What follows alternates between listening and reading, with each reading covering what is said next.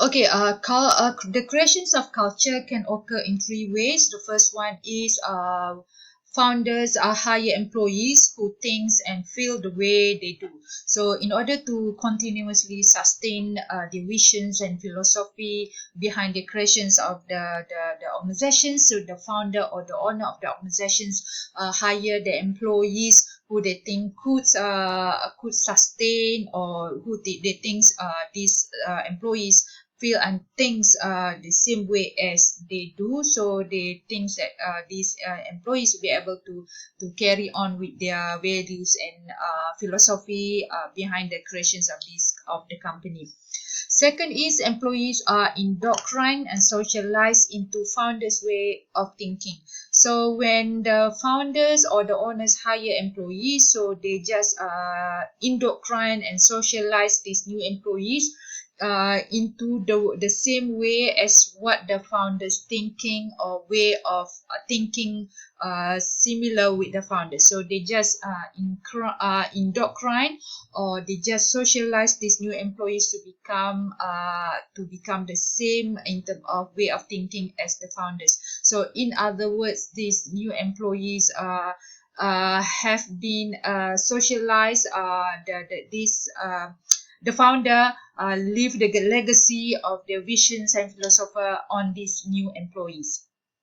The third one, founders' own behavior encourage employees to identify with them, to internalize their belief, values, and assumptions.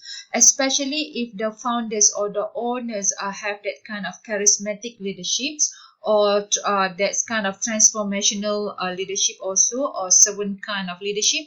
They will indirectly encourage their employees to be identified with them, to internalize the values and the belief and assumptions of what the founders are or have in terms of beliefs, value, and so on. This actually, in order to safeguard that the values and philosophy of the organization is not really changed, or is not totally altered. So the founders give more encouragement and rewards the employees to identify with their values, belief, and so on. So how to keep the culture alive? First one is through selections. So when the organizations or the managers hire new employees, so at the selection process, they need to have explicit goal to identify, in order to make the culture alive. The managers or the organization need to identify or hire employees with the knowledge and skill and abilities to perform successfully. So in any organization, when they hire their new employees, they normally hire based on knowledge, values, abilities, opportunity, and other things. Normally they hire based on knowledge, skill, and abilities, because these three things, this knowledge, skill, and abilities, are proven effective in performing the job successfully. But so in order to keep the culture alive in any organizations, the managers need to hire the employees, not only the one with the same values and the same perceptions, or the same preference as or philosophies of the founders and so on, but also the one with the knowledge, skill, and abilities.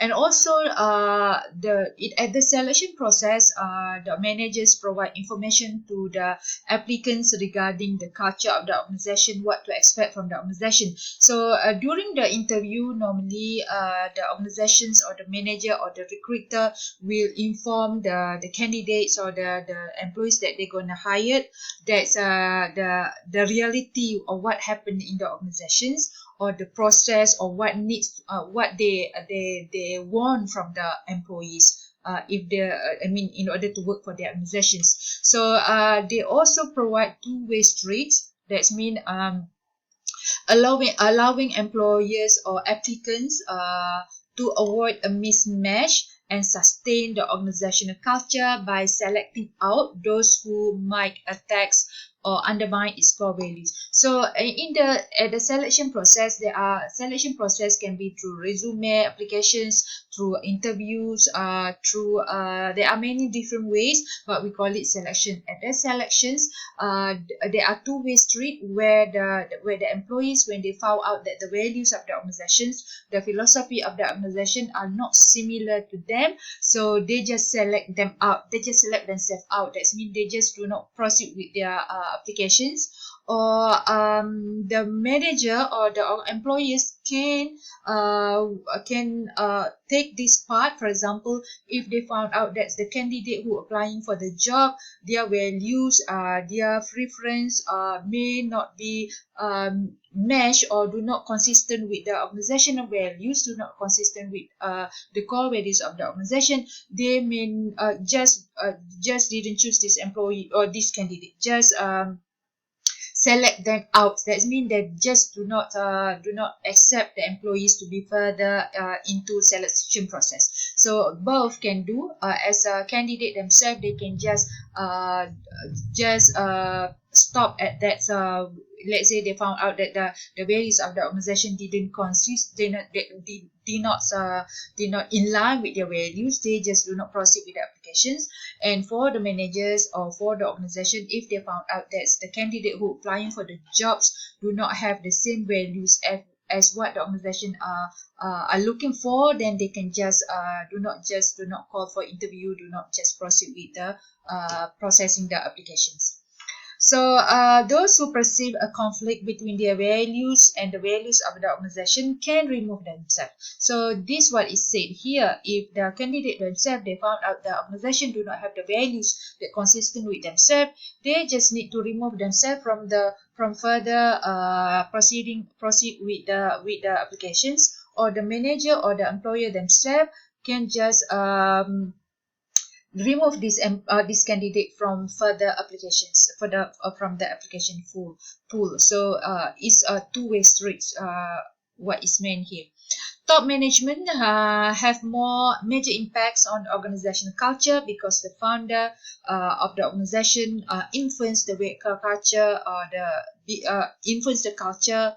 How the culture start is from the founder. So top management normally consists of the owners or the shareholders that have connections with the owners. So senior executive, for example, establish norm of behavior that filter through the organization. So they want to find they want to make sure that the culture of the organization sustain if it is good culture. So senior executive normally will establish the norm of acceptable behavior, and those who are not acceptable behavior, if this practice in the organizations will be filtered out,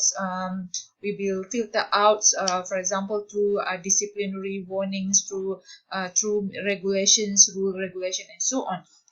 So senior executive can establish norm and behavior through, for example, showing the appropriate dress that's indicate in their jobs regulations, and then provides the pay rise, for example, to reward employees with who following the norm, for example. So the top management can play a role in dictating the acceptable norms to be part of the organizational cultures.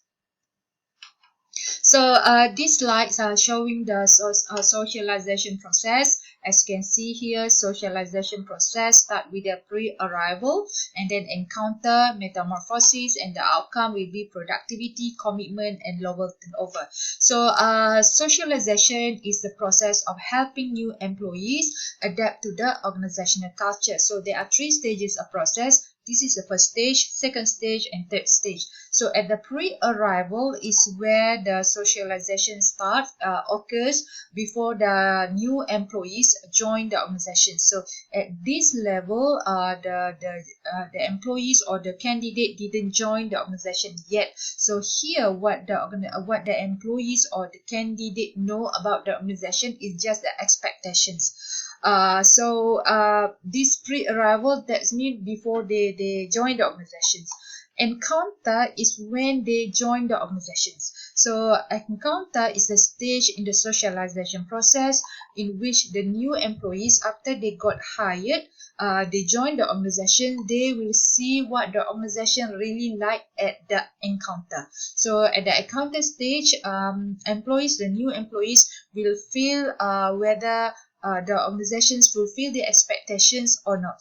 Maybe before at the pre-arrival, they may expect something good about the organizations, and at the encounter, they will see whether their expectation actually met or not. So here, employees or the new employees will confront the possibility that the expectations and reality may diverge. So here they expect something. Here they will know whether expectation meet the reality when they join the organizations. So if expectation were fairly accurate, that means the expectations with their reality basically met or basically the same.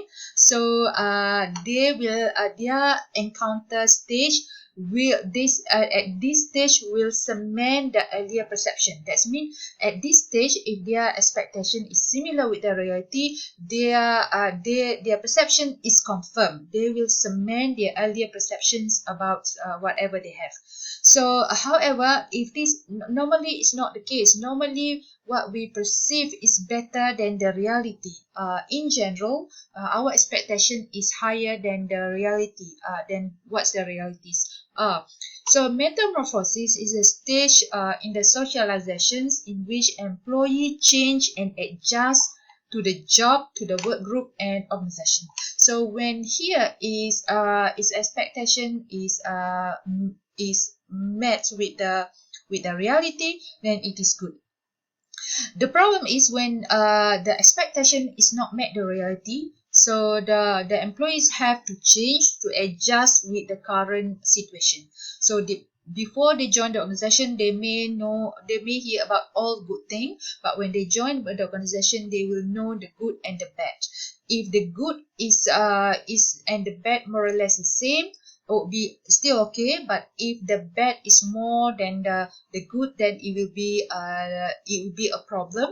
And here employees will adjust their behavior, will try to change and adjust in order to suit the current situations. I mean the jobs, if they belongs to the work groups, they will adjust to be part of the work groups and the organization. So if is pre-arrival is good, that means they have good expectations, and encounter is also good, that means their expectation is fulfilled, and metamorphosis is also good, that means they don't have if they could change, let's say this one is not compatible with this one, if they could change, and then the effects will be good in terms of productivity, good in terms of commitment, turnover will be low. If let's say here is not good, the expectation is high, but the reality is not as expected, that means the expectation is high, but the expectation cannot be met when they join the organizations, and the changes, the adaptation also is not good, then the effects will be negative, productivity will be lower, commitment will be lower, then turnover will be higher. So creating sustainable, so there's the research that's been done. They found out that socialization can help alleviate the problems. Many organizations report that their new jobs are different from expectation. So this quite common. Normally we expect something good, but when we join the organizations, normally it is totally different from the expectation. So according to the research, socialization actually can help new employees alleviate problems that the employees may have when they join the new organizations in terms of expectation. That's why it is important for the managers when they when they interview their candidates, the new employees who are going to be hired, they have to provide the realistic preview of the job. Realistic preview means they have to inform the candidate about the negative part of the jobs, and also as well as the positive parts. Shouldn't be just talking about the good things on just the good thing, but also the bad and the good thing. So that's why it said realistic preview. So in the organizations, it is important for the managers or recruiter HR to give realistic preview of the job so that the employees will have positive expectations, not really high expectations. And when they join the organization, the expectation is actually is as expected, based on the reality, not based on their just perceptions, merely perceptions.